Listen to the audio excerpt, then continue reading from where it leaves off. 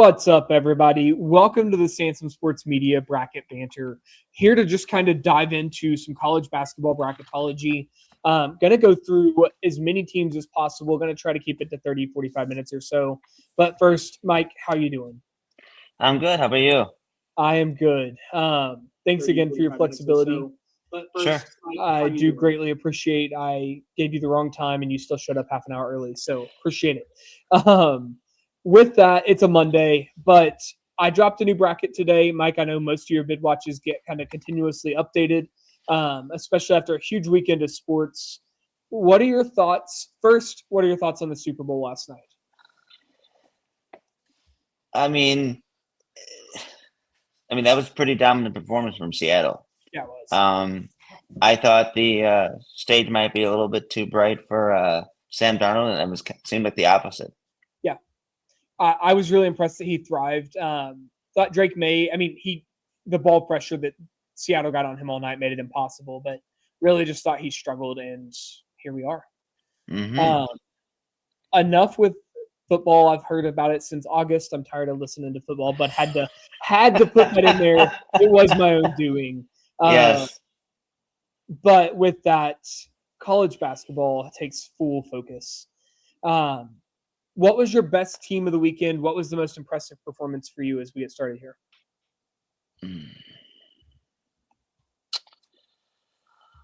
I mean, that was a pretty big week for Carolina. Coming up with the with the Duke win to go along with their Virginia win, and Kentucky and Kansas. I mean, really heading in the right direction. Yeah. Kind of the same with NC State too. But I think, Alabama also going on the road and beating Auburn. Yeah. That kind of caught my attention too. Florida, they're looking really dangerous. Extremely dangerous. Yeah. There's been a lot of talk about a Duke, Houston, Florida region potentially. Yeah. A region might be difficult. Just I don't know that. Yeah. They're going to stay on this right seed lines to make that happen. Right. But yeah, that would be absolute catastrophic. There is going to be at least one region that is probably going to be extremely swayed this year, if I had to guess, with some of these names. I'll be interested to see what happens there. My team of the weekend, definitely North Carolina. I think that absolutely has to be your team of the weekend when you beat Duke and lock yourself into the tournament. But St. John's is a team we haven't mentioned. I was really impressed with their performance on Friday night against UConn. That's how you lock. Again, they locked themselves into the tournament. There's no turning back now, at least for me. So really impressive performances, both at home. But you don't have to be – if you beat those kinds of teams, you don't have to do it on the road. You can do it at home and be okay. I'm waiting for one more win for St. John's, but I'm fine with that. Yeah, it's kind of just getting into the nitpicky side. If St. John's loses every single game, probably wouldn't get in, but they're going to beat Xavier tonight by 20 or so, and all will be forgotten. So it'll be fine. Looking at the top, with the exception maybe of St. Louis, because of the landmines you get in the A10. Yeah. 99, 95, we're talking like 98% chance or better that all those teams are going to make it. Yeah. My other team that I would kind of hold pause on a little bit there would be Clemson, but still. Yes, we'll discuss them a little bit. Here in a few minutes, we'll get to them, but just all 6 of those lines, I think, are in pretty good shape. I would even argue most of the 7 seeds are going to have a hard time missing. Though, if you wanted to, argue, let's say an Iowa or an NC State with the bad loss could really be in a bad spot. Sure, I could see it, but I don't think a BYU or a Louisville are going to be able to fall enough to get down there to have any danger at this point. Anything pressing? Tonight we have Kansas, Arizona going on. That'll be a huge game. But then moving along here, anything else with brackets you wanted to kind of discuss or anything stand out to you?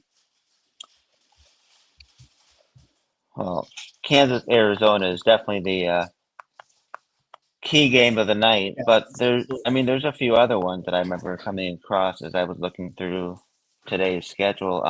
NC State and Louisville.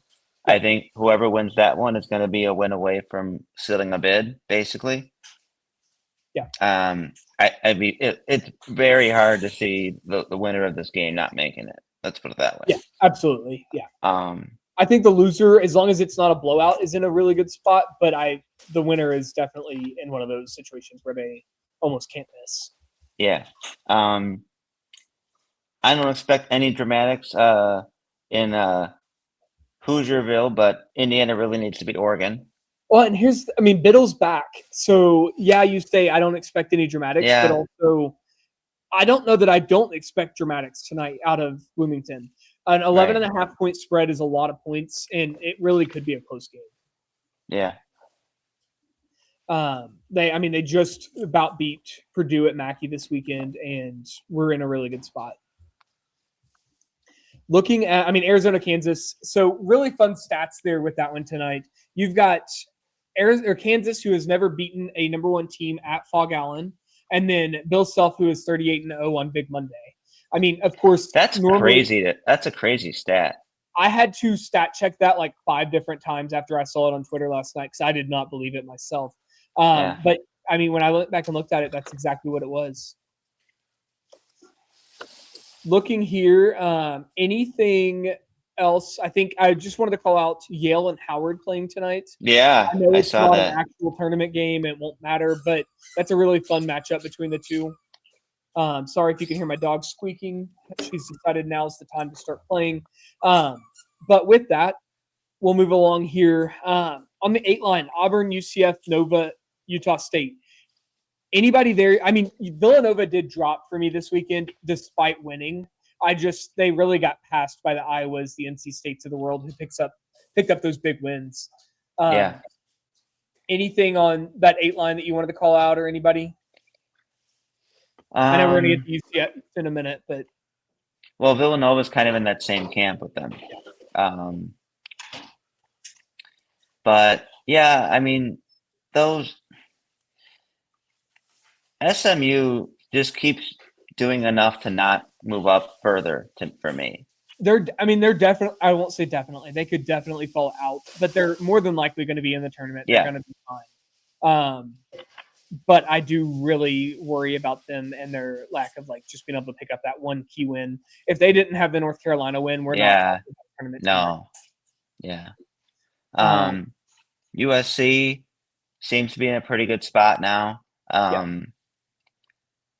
Same thing with Indiana. Right. I still think it's going to come down to Indiana and Ohio State the last game, but we'll see.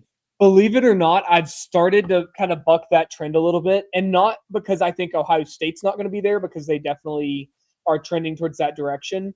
But I'm thinking Indiana might have a cushion once they get there. Maybe.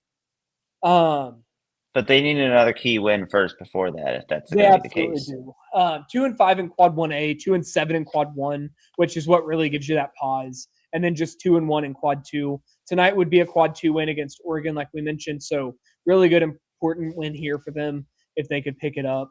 And that may not be Q2 now that I look at it. I think that's Q3. Is Oregon in the top 75 of the net now?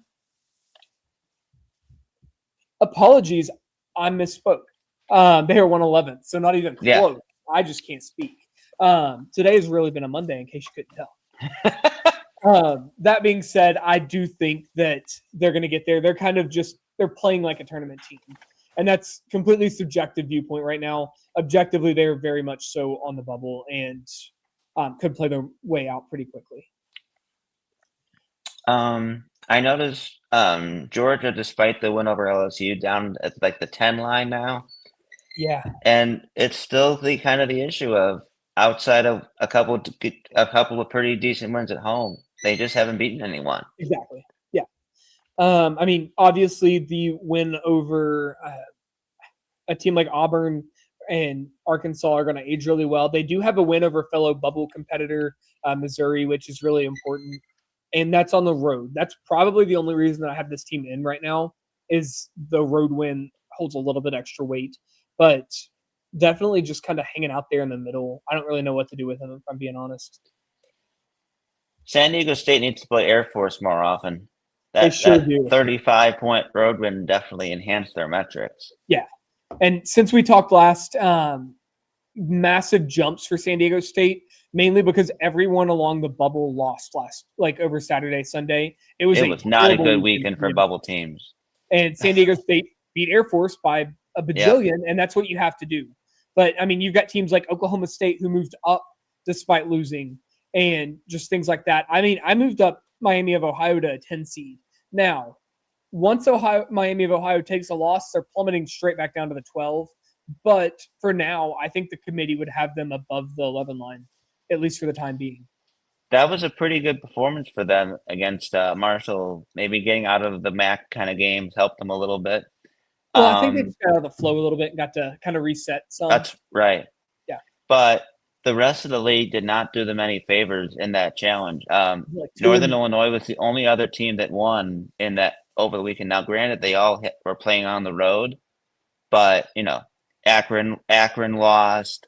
Bowling Green got curb stomped by Arkansas State, which took their metrics down significantly. Yeah.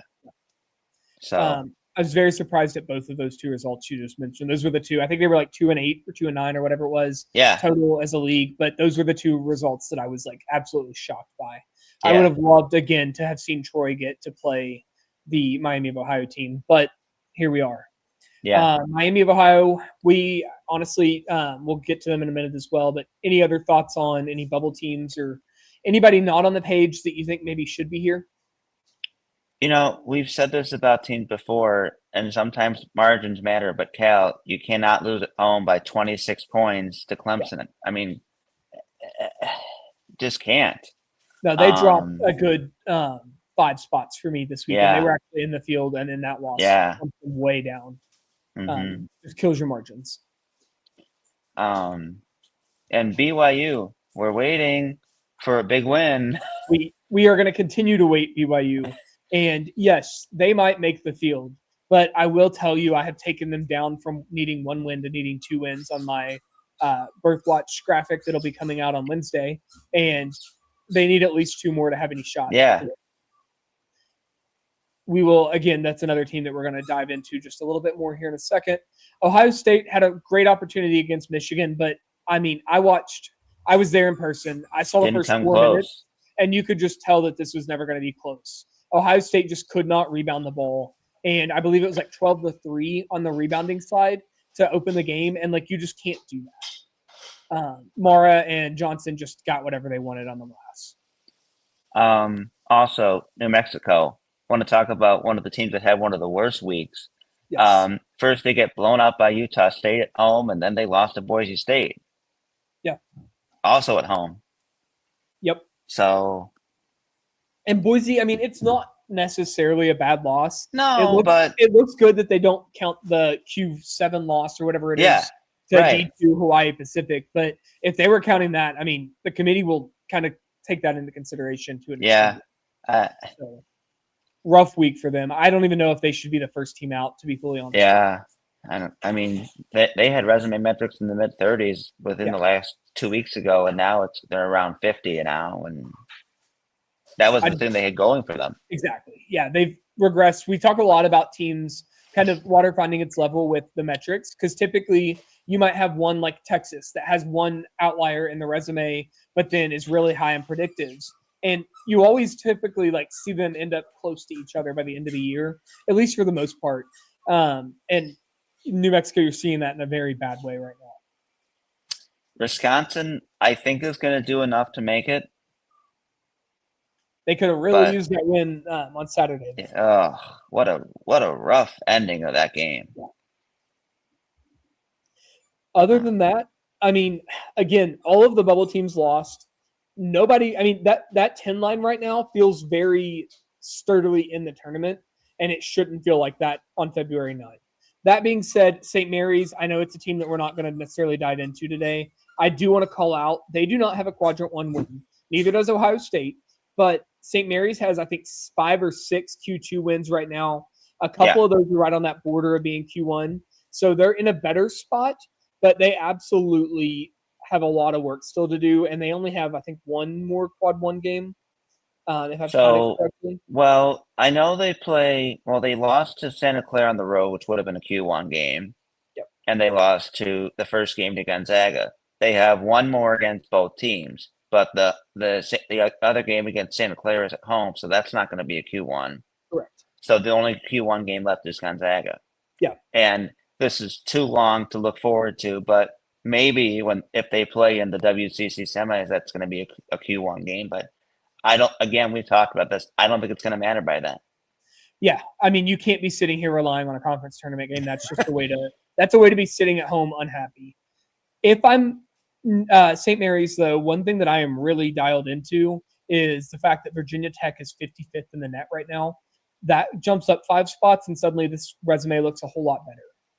That being said, I don't know that it necessarily matters that they don't have a Q1 win this year. This bubble is so poor that if you're going to do it, this is the year to do it. It's not like last year where deserving teams were getting left out. Right now, I would argue that Missouri, Texas, and Miami of Florida all don't deserve to be in the tournament. They're just there by default. I think San Diego State, Santa Clara have different, more valid reasons from the mid-major standpoint. But those three, power conference teams, there's no reason that they should be in the tournament if the bubble is competitive. Miami has a huge, huge week coming up. Let's go ahead and dive into it. Yeah. So Miami, we're still waiting for a meaningful win. Yep. You see the 18-5 record is terrific, but Q1 they're 2-3, and the 2 wins are road wins against teams on the bottom end of Q1 that are not tournament teams. They're 4-1 in Q2, which is good. Solid. Again, really nothing of note in there though. Yeah. So, and then they have a Q3 loss to, was it Florida State that they lost to? Yep. They lost to Cal at home. And Cal's a decent team. Don't get me wrong. That's right. Not what we're saying, but that's a home game against a bubble team. You got to win those as a tournament team. And so now, before we go any further, I did pull up the graphic here. It's got all the teams that we're going to kind of dive into. I just want to give a huge shout out to bracketologist.com. It's where I pulled this from. I didn't give them credit or anything like that, but wanted to make sure I shouted them out on here before we got rolling. Mike, sorry, go ahead. So this week ahead, Miami has North Carolina and NC State. Yeah. If they win one of those games, I feel very good about their chances of making it. Yeah. If they win them both, they're going to be there almost without question. If they don't, unless they're, after that, they've got 3 games that really don't help them much if they win and kind of hurt if they lose. You don't want to lose to Virginia Tech at home. You don't want to lose to Boston College anywhere on this earth. And you really don't want to lose to Florida State if you can help it either. Yeah. And then you're looking at Virginia, SMU, Louisville. They'll certainly be an underdog against Virginia on the road. They're probably an underdog against SMU on the road. And at best, it's a coin flip against Louisville. And, I think they got to at least get one of those 3 if they don't. And the other 3 if they don't beat either North Carolina or NC State this week. Yeah. Completely agree. I am going to completely shift us gears really quickly because we just got some breaking news. Charles Bediako was denied his preliminary injunction today. That now means that he is ineligible and immediately will not be able to play for Alabama. That is, and again, we're not going to dive into all of the ethical and moral dilemmas of all of that, but that's a win for the NCAA, and that's honestly a win for the fans. There's no reason that a guy that forgoes and signs a contract saying he's leaving or forgoes his eligibility, which he did, should be playing college basketball. That being said, I understand why Alabama went there. Don't get me wrong. Alabama, Baylor, Santa Clara is doing it. These teams that are playing with these kinds of guys should do it, but only until the rules are finally enforced, and then it's against the rules. Alabama will not lose any losses for this. It will be fine.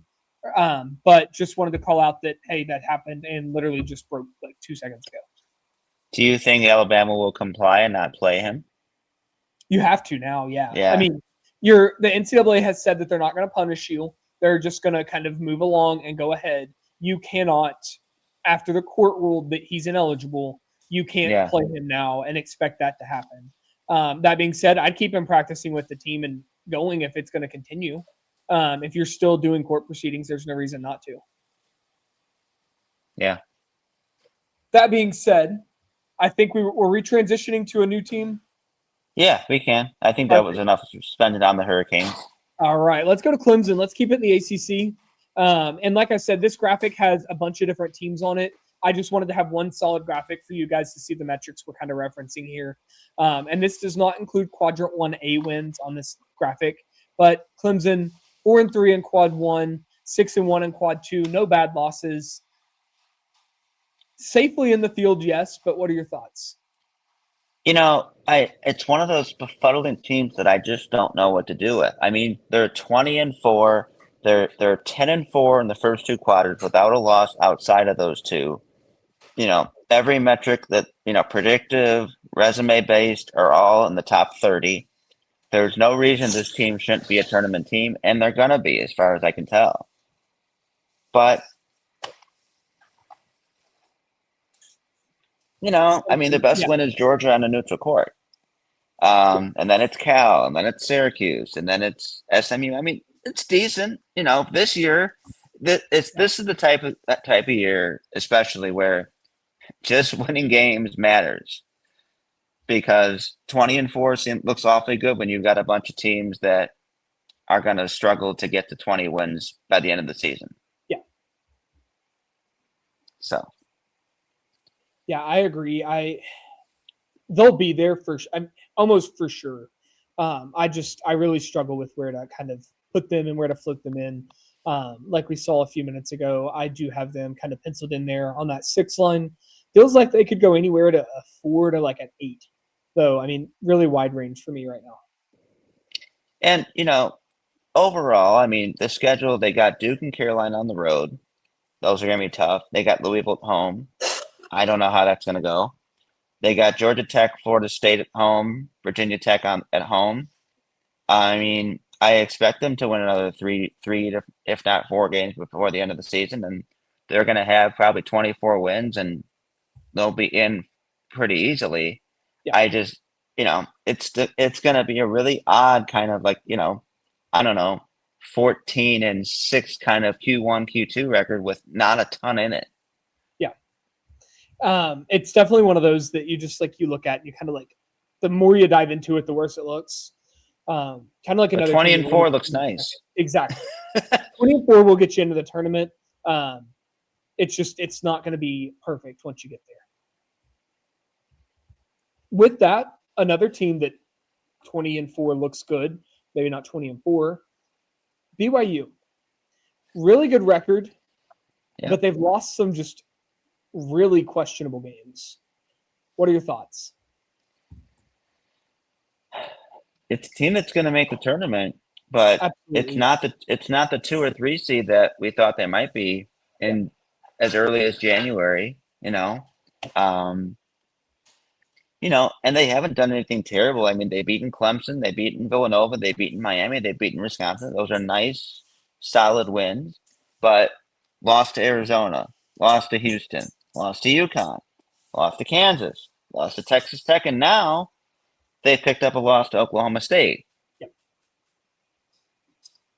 I mean, this is a tournament team. It's just not going to be what they thought what it was going to be weeks ago.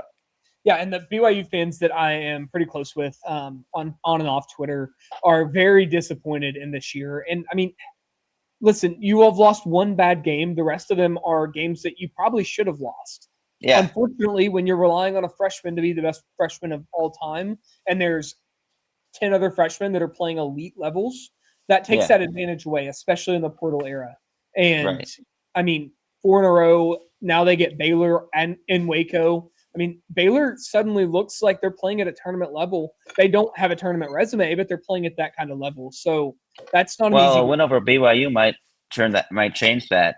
They are probably one of the 2 or 3 teams just off my field right now. So yeah, a win over BYU would absolutely change the trajectory. But BYU, 1, maybe 2 more wins and you're in. Yeah. But it's going to be not what you were expecting by any stretch. Yeah. All right. Keeping it going here, let's move, jumping across to the Midwest a little bit. Let's talk about some Iowa Hawkeyes.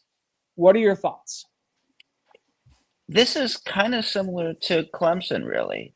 Yeah. 18-5 is a little different because they're below 500 in Q1 and they're not as far over 500 in the first 2 quadrants as Clemson is. Yeah. But their best win is Indiana. Correct. On the road. Yeah. But again, in a year where teams are going to struggle to get to 20 wins, it shouldn't be a struggle for Iowa to get to 20. Yeah. I would normally, a lot of 18-win Big Ten teams get locked. Just the way that their schedule has broken just has not gotten me to that point yet. No. But yeah, I mean, 20 wins is almost a given at this point. They've got Maryland up on Wednesday, Purdue, Nebraska, at Wisconsin. They get Ohio State at home, at Penn State, which isn't easy. Then Michigan, Nebraska to close the year. There's at least 2 more wins, probably 3 or 4 more wins there. Clearly a tournament team, but depending on what they do here in the next, I mean, that Nebraska, Wisconsin, Purdue 3-game stretch there, I said them backwards, but that stretch is going to be really important. And then if they could split one of those 2 closing games with Michigan and Nebraska, that'd be really impressive and move them up the seed lines. I could see them finishing strong and being in the 4 or 5 seed discussion. I could also see them struggling down the stretch and being around the 9 or 10 line. Yeah. We just don't know. I'm going to say projection here is a 7 or an 8, but I do think that there's an outside shot for maybe a 5.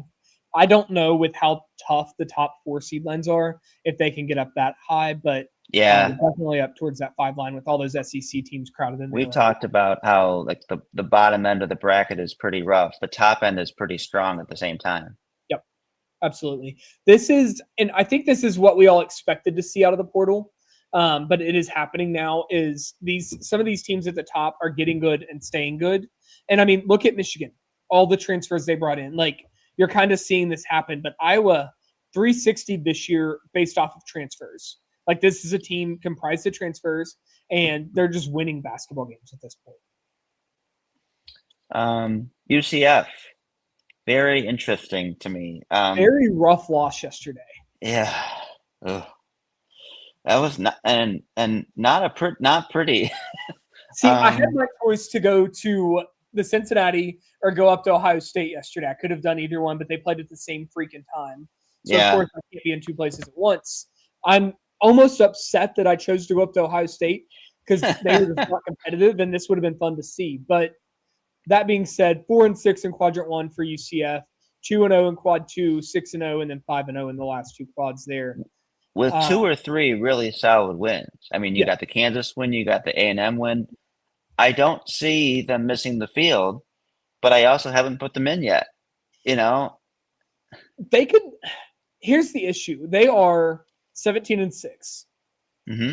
They have 7 games left. If they finish at 17-13, they're out. If they're 18-12, they're probably in. So you think only 1 more win necessary? I don't think it locks them per se. But if their losses are, their schedule's awful. See what I mean? They have West Virginia, TCU, Utah on the road, at BYU, Baylor, Oklahoma State, and they close at West Virginia. Yeah, they're going to need at least 2 more wins. Right. That's rough. They can lose to BYU, Baylor, Oklahoma State. I won't even bat an eye. And they can split with West Virginia. But if they do any worse than that, then there's going to be a lot of trouble. I think you want 3 wins out of there if you don't beat BYU on the road. Agreed. If you beat BYU on the road, you're making the tournament. Pretty clear. My just concern overall is, now they're seeding more than anything. I mean, they just lost by a combined 44 points to Houston and Cincinnati. I get the Houston one, but the 20-point loss to Cincinnati in the game they never really were in. Yeah. Against a team that to be fully honest, has given up on their coach. The fans are giving up. They didn't even announce Wes Miller on Sunday when they did the announcements for the Really? season. Like they have just it's done, and that's Wow. a fractured squad that just beats you. It's really ugly. Yeah. Another thing that's really going to hurt UCF. They have not really gotten any wins away from home. They've got the win over Texas A&M and the win over Kansas State. Everything else at Colorado as well. Those are your 3 road wins. That's not needle moving for me when you talk about seeding. So Colorado not doing much. Yeah. And even, A&M's a good win, but it's still not going to move the needle. Not after how badly A&M lost to Florida at home. That really kind of hurt A&M's trajectory a little bit, Yeah.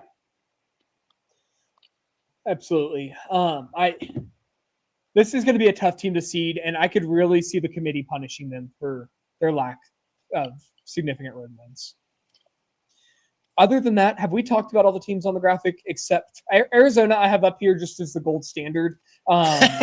This is an amazing team sheet. It's the easiest time I've ever had choosing a number 1 overall seed. I don't understand how they're not 1 in all the metrics. I guess I get maybe predictive, but I don't get how they're not number 1 in all the resume ones. I will never understand how KPI, WAB, SOR, any of them work fully, but I can tell you right now, Arizona is the best team in the country. That could change next week, but right now they've played 23 games and they're the best team in the country. They're 23-0, 8-0 in Q1. They have 4 Q1A wins against, the top 25 of the net. I guess maybe the fact that, the UCLA's, the San Diego States aren't as good of wins as maybe they could have been. But yeah, Michigan I'm assuming it's Michigan above them without looking. That's just what I would go with. I'm going to say probably that Michigan non-conference was just too good. I can see it, but metrics to me are confusing. Yeah. I am very interested to see these games that Arizona has coming up here against Kansas and then against Houston. Yep.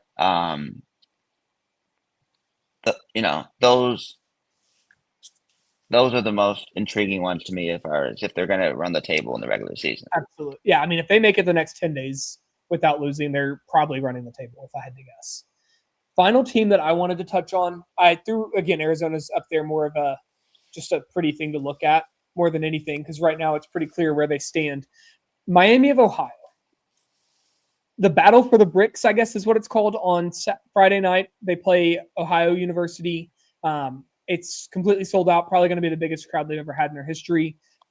Really big game in the MAC and in general. Miami, it shows here 21-0. They are 24-0 if you count the 3 non-D1 games. What are your thoughts on the Red Hawks? And can they lose a game and get an at-large bid?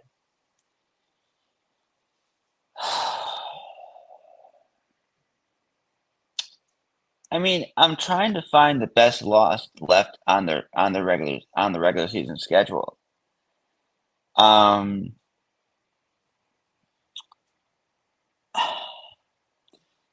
The closest one to being a non-Q3, Q4 loss is UMass on the road. Yep. And still, I don't even like that. Personally, I have a really hard time, and I just talked about this with St. Mary's and with Ohio State. A no quad 1 win team really gives me struggle. At the same time, if we've got a 30-win program that doesn't get into the tournament, we need to alter our selection criteria to make sure a 30-win team gets in. If they go undefeated in the regular season and don't make the tournament, I have serious issues with I would too. And that's how you could talk me into expanding the tournament. If you're going to put a team like Miami of Ohio in that situation. Yeah. Like I said, the league had such a rough weekend against the Sun Belt schools that they took such a metric hit. Yep. I just don't know where the good loss can be. There's definitely not a good loss. The only good loss they have is probably in Cleveland against Akron in the MAC championship. Right. That's the only one. And that's their only good win opportunity. Yeah. Right. I'm going to go for Miami, I'm going to say they can lose once. Yeah. And I'm going to hold out hope that the committee will do what is correct and put the team that has 30 wins in the tournament. Now, if they get to 2 losses, they're not making it. No. It's that simple. I will be in Miami on Friday, so if you are following or want to follow along with any of that coverage, guys, make sure you like and subscribe. Follow me on Twitter for that. Mike, sorry, I think I interrupted you. 2 of their resume metrics are at 25 and 34. Yeah. So if they get to the end of the calendar before they play Ohio again on the road, my guess is that they'll probably be somewhere, still probably around in that 30 area, because I don't think the wins upcoming are going to help that much, other than the fact it may push the other one into the top 30. Because my guess is a team that's, I don't know, 27, 26 and 0 in D1 competition, or 25, whatever it would be. Yeah. Or better than that. Is going to have pretty good resume-based metrics no matter what the schedule is. Agreed. At that point, they can probably lose to Ohio and then lose in the MAC tournament and not take enough of a resume-based metrics hit to miss. Yeah. But I don't know. Agreed. I just want to point out that I think we all do. We all want Miami to make it. And I'd like to. Of what happens. I think that this has been probably one of the best seasons that Miami basketball's ever had, especially, the Wally year obviously is going to be a little different, but in the current situation with how basketball is, it's very refreshing to see a team like Miami of Ohio do this. So I really wanted to call that out. If you're a mid-major team, I really want to hear from you guys. I know there's a couple of coaches who have listened, and just if you all have scheduling nuances or hardships that have come up, I am putting something together along with my NKU beat that will kind of discuss the challenges of mid-major scheduling. I would love to hear from you guys, especially if there's any Miami coaches listening. You can find my email in my Twitter bio. Please reach out. I do want to hear from you guys. That being said, Mike, rapid fire here. All of the teams up there, so there's 6 of them. Arizona, do they get a 1 seed? Yes or no? Oh, yes. Okay. Glad we're on the same page. Iowa, what do they end up as a seed? I said 7. I'll go with 7, but without giving a range, what seed line do you think they end up as? 8, 9. Fair enough. Clemson, I'm going to say 6. They just feel like a 6 seed to me. 7, 8. Fair. Miami, do they make the tournament? Yes or no? Florida. God, I wish you asked me this question a week from now.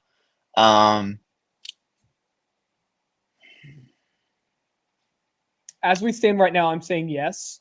Because I think Miami's going to make it, and partially because I don't know if there's a tougher game for Carolina to play than after the Duke kind of game, especially the way that it turned out. Twice. Yes. And then you have, I believe on the road as well. It doesn't get any more difficult than that. So I think Miami's going to beat Carolina, and that'll propel them to making the tournament. I love the upset pick. UCF. I'm going to say that we'll both agree they make it. What's your seed line thought? I'll go with the 7 there. I'm going to say 10. Okay. I don't think they're going to make it that easily. I still have them up. I'm going to change mine to 9 and agree. I think they'll make it, and I think they'll be above the bubble by the time Selection Sunday happens. But, yeah, that I just keep forgetting how awful their schedule is. Every time I look at it, I cringe. I've watched teams locally in Chicago that have had this "are we ready to win yet" kind of a thing. Yeah. And, Arizona, Clemson for that matter, Duke, they're all used to being tournament teams. Correct. SMU, Central Florida, they're not there very often. It's not as easy, there's a little bit of a pressure that starts to get there as you get later on in the season. Yeah. So I think Central Florida is going to get there, but I don't think it's going to be that easily. Fair enough. And I think the pressure cooker that you just talked about, you could really extrapolate for Miami. And I think we've seen it over the last couple of weeks with these weird games they've had. Yeah. Do they go undefeated in the regular season?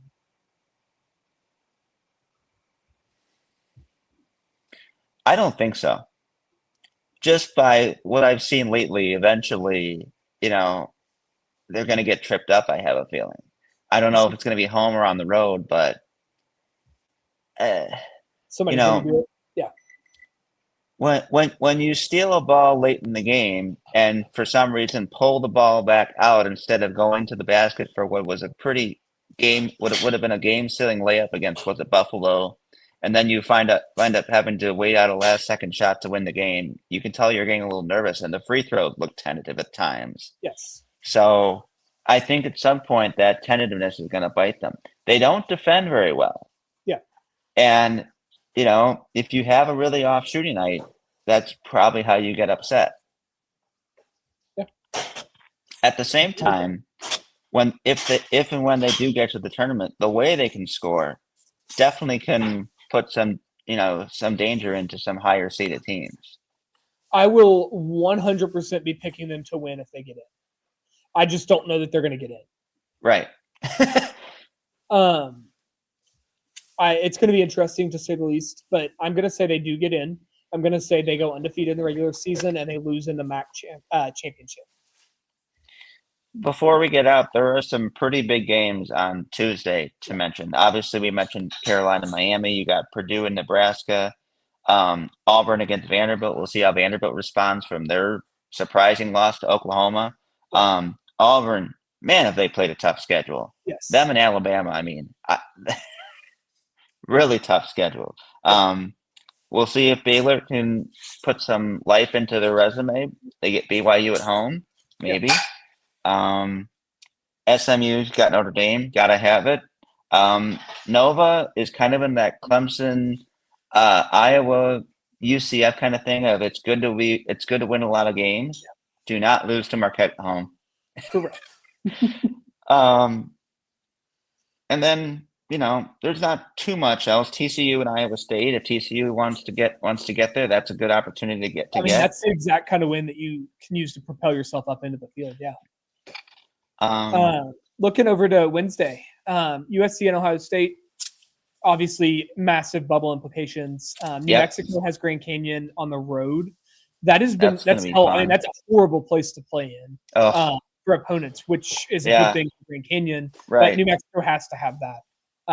Virginia Tech and Clemson. This could be interesting. Clemson's had a tendency to play down a little bit. Virginia Tech needs this one. Mm-hmm. Curious if the Hokies will be desperate.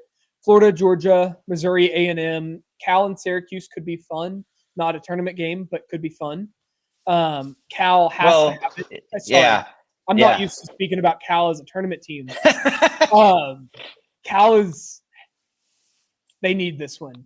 Yes. For Torvik, it looks like 44% chance to make the tournament now. A loss would put them at 21%. And I would agree with that.